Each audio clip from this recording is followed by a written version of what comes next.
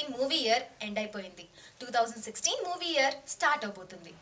1 year, 365 days, 52 weeks, 90 movies. కొన్ని super hits, కొన్ని black busters, మరికొన్ని డిజాస్టర్స్. మరి ఇన్ని సినిమాల్లో ఏ సినిమా సూపర్ హిట్, ఏ సినిమా బ్లాక్ బస్టర్, ఏ సినిమా డిజాస్టర్, ఏ సినిమా క్రిటికల్లీ అక్లెయిమ్డ్ అనేది చెప్పడానికి నేను కాజల్ వచ్చేసాను ఓన్లీ ఆన్ iClickMovies.com.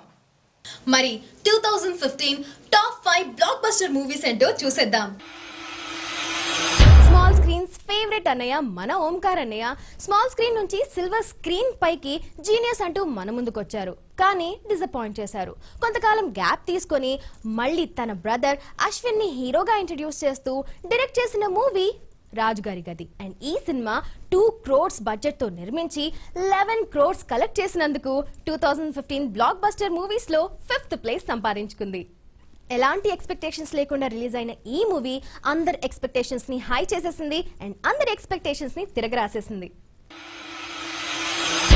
2015 లో రిలీజ్ అయిన మూవీస్ లో స్టోరీతో పాటు ప్రమోషన్స్ లో కూడా వెరైటీని చూపించిన మూవీ కుమారి 21F.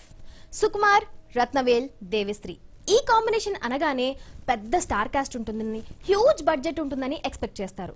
కానీ ఇవేమీ లేకుండా చాలా తక్కువ బడ్జెట్ తో కొత్త స్టార్ కాస్ట్ తో నిర్మించిన ఈ మూవీ 16 crores కలెక్ట్ చేసింది.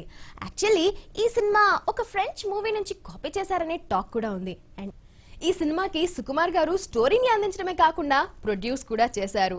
16 crores కలెక్ట్ చేసిన ఈ మూవీ సుకుమార్ గారికి మంచి లాభాల్ని తెచ్చిపెట్టింది. సో ఈ సినిమా 2015 లో రిలీజ్ అయిన బ్లాక్ బస్టర్స్ లో 4th ప్లేస్ సంపాదించుకుంది. తెలుగు సినిమాల్లో హీరో అనగానే 6 pack బాడీ ఉండాలి. స్మార్ట్ గా, ఇంటెలిజెంట్ గా, క్లెవర్ గా ఎంతమందినైనా హ్యాండిల్ చేసే విధంగా ఉండాలి. కానీ ఇవేమీ లేకుండా మతిమరుపు ఉన్న ఒక క్యారెక్టర్ ని సెలెక్ట్ చేసుకుని నానిని హీరోగా పెట్టి మారుతి మన ముందుకొచ్చారు భలే భలే మగాడివై అంటూ. మరి ఈ సినిమా ఎంటర్టైన్మెంట్ తో పాటు ఎమోషనల్ గా కూడా అందరి హృదయాల్ని పిండేసింది. 10 crores బడ్జెట్ తో నిర్మించిన ఈ సినిమా 40 crores కలెక్ట్ చేసింది. ఈ సినిమా మారుతిని ఒక స్టార్ డైరెక్టర్ గా నిలబెట్టడమే కాకుండా డిస్ట్రిబ్యూటర్ గా కూడా సక్సెస్ ని సాధించేలా చేసింది. UV creations, GA2 creations combine గా ప్రొడ్యూస్ చేసిన ఈ సినిమా 2015 బ్లాక్ బస్టర్ హిట్స్ లో 3rd ప్లేస్ సంపాదించుకుంది. మహేష్ బాబు, కొరటాల శివ కాంబినేషన్ అనగానే చాలా క్రేజీగా అనిపించింది. వీళ్ళిద్దరూ కలిసి శ్రీమంతుడు అంటూ మన ముందుకొచ్చారు. విలేజ్ అడాప్షన్ అనే సోషల్ మెసేజ్ తో కమర్షియల్ హిట్ సాధించారు. 40 crores పెట్టి ఈ సినిమాని ప్రొడ్యూస్ చేశారు. బట్ ఈ సినిమా కలెక్ట్ చేసింది 100 crores. అండ్ ఈ కలెక్షన్ తో టాలీవుడ్ కలెక్షన్ రికార్డ్స్ లోనే టాప్ 2 ప్లేస్ లో చేరుకుంది.